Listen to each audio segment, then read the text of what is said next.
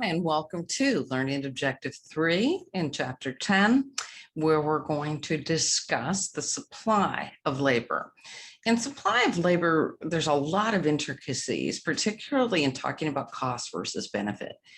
So how do we determine how much wage to offer someone? That's something we study very much in my macroeconomics and microeconomics courses. I'm going to try to keep it simple and basically show you why the supply of labor is positively sloped, which I think makes sense because the higher wages that you offer, the more workers you're going to entice to apply. Now, these are pretty specific. We're not talking about the supply of labor in the overall economy, although much like supply, we can just add up the individual supply curves to get an idea of what that would be. So let me go ahead and jump into this, and I'm going to try to keep it simple. If you have questions, don't forget that we meet on Fridays in our optional office hours from 12 to 1. You can always email me as well. Okay, so here we go. Objective 3, define the supply of the labor curve.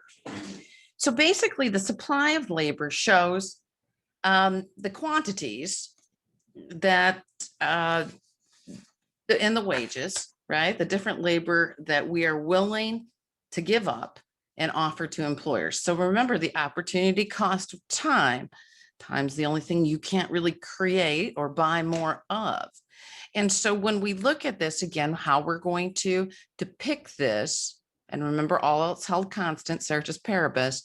So when we look at this again, our quantity of labor is going to be down here and our wages are going to be on the y-axis, quantity of labor on the x-axis. I should have done that a little more precisely.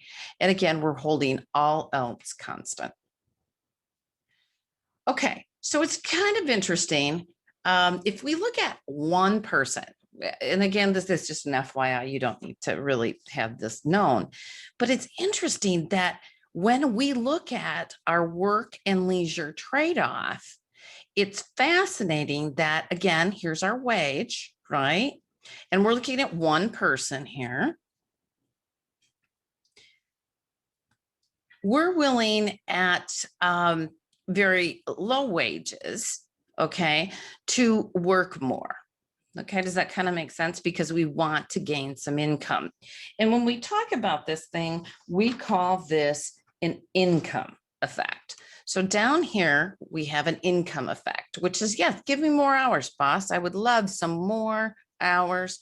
And income effect is the driver of us giving up our time.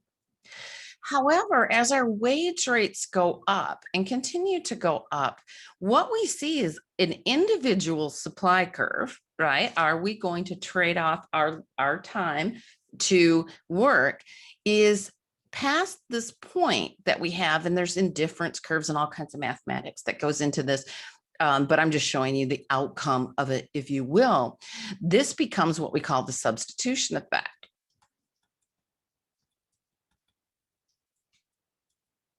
So here, if you've ever worked a lot at a high paying job or have a lot of overtime, it's great to have overtime as long as you're able to enjoy the spoils of your efforts. So in this case, what happens at low wages, yes, you will trade off your time, your leisure time, for more money. But once we get past a certain point here, we're less willing to do that. So they might offer you more and more. This is why overtime exists, is to help to overcome the substitution effect that we tend to see.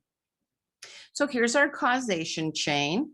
An increase in the wage rate will increase the quantity of labor to a point. That's why I wanted to add that in there, because it's kind of incorrect. But again, your intro to economics. And so we're going to go with this, but know that for individuals, there is an income and substitution effect. Here's what we will need to know. As again, positive correlation, as the wage rate increases, the quantity of labor, and this is lots of workers. Okay, so now we're seeing that those effects are all different for different types of people. And so what we tend to see is the workers will increase, the positive correlation holding this all else held constant. Remember, the supply of workers are us now being workers trading off our time for wages.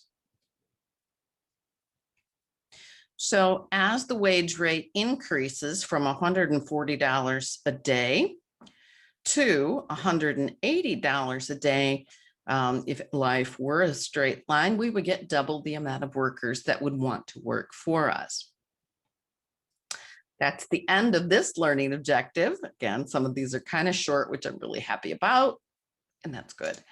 And so now we will go into our fourth objective,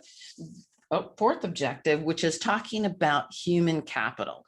And what's the difference between labor and human capital? So I'll see you next time. Thanks.